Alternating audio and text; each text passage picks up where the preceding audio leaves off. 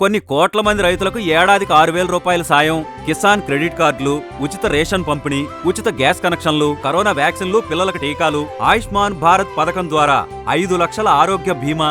ఇలాంటి పరిపాలన కోసమే కదా మనందరం ఎదురు చూసింది. మన అందరి నేస్తం బీజేపీనే గెలిపించేద్దాం. అన్న నమస్తే. ఏం పేరు? నా పేరు భిక్షపతి అన్న. భిక్షపతి అన్న నమస్తే.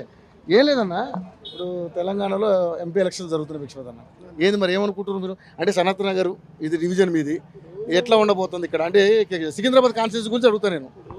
సికింద్రాబాద్ అనే కాదు, తెలంగాణ యావత్తు ఎమ్మెల్యేలే చెప్తుర్రు, బీఆర్ఎస్ ఎమ్మెల్యేలే చెప్తుర్రు.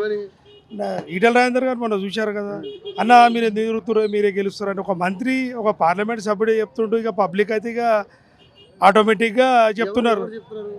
మన మల్లారెడ్డి గారు అన్నారు కదా, మల్లారెడ్డి చెప్తున్నారు. ఎమ్మెల్యేలు చెప్పినప్పుడు ఆయన ఒక పార్లమెంట్ సభ్యుడు మల్కాజ్గిరికి, రాష్ట్ర వ్యాప్తంగా కూడా అదే గాలిపిస్తుంది, నరేంద్ర మోడీ గారి గాలిపిస్తుంది.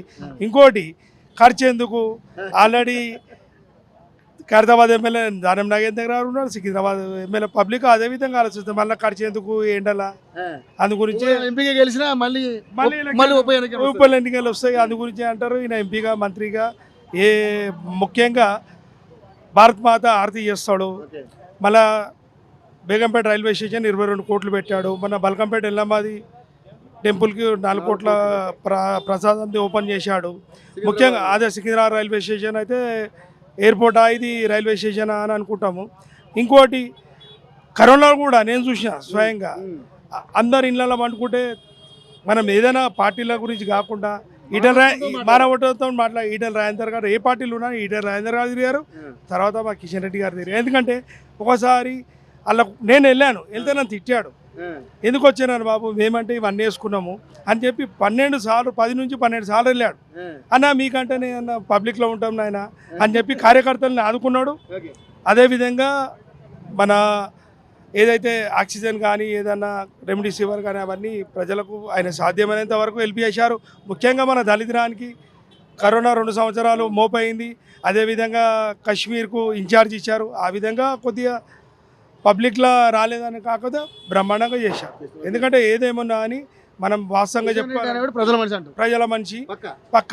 ఎందుకంటే ఇప్పుడు కాంగ్రెస్కు బీజేపీకే ఉంటుంది తెలంగాణ పోటీ, తప్పకుండా బీజేపీ గెలుస్తుంది. మెజార్టీ లాస్ట్ టైం 62,000 వచ్చింది, ఇంకా 1,00,000 పైన గెలవచ్చు గ్యారెంటీ. ఎన్ని స్థానాలు గెలుచుకుంటుంది? ఇప్పుడు ఎన్ని స్థానాలు అంటే నా స్థానం గురించి నేను చెప్తా.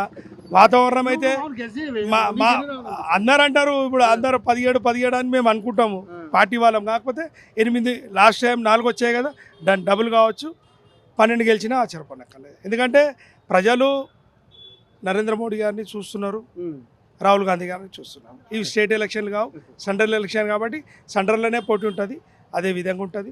ఎందుకంటే 400 పార్ అబ్కి బార్ 400 పార్ పక్కా. కిషన్ రెడ్డి గారి విజయాన్ని ఎవరు ఆపలేరు. కిషన్ రెడ్డి గారి విజయం కాదు, నరేంద్ర మోడీ గారి విజయం, కిషన్ రెడ్డి గారి పబ్లిక్ విజయం. జై భారత్ మాతాకి జై.